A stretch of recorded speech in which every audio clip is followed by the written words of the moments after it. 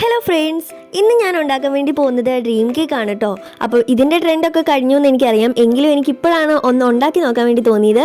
ഇത് ഞാൻ കടയിൽ നിന്ന് കഴിച്ചിട്ടുണ്ടായിരുന്നു, അത് നല്ല ടേസ്റ്റും നല്ല ചോക്ലേറ്റി ആയിരുന്നു. ഏതായാലും അത്രയൊന്നും എത്തത്തില്ല എന്നറിയാം, എങ്കിലും നമുക്കൊന്ന് ഉണ്ടാക്കി നോക്കാമെന്ന് കരുതിയിട്ടാണ് തുടങ്ങിയത്.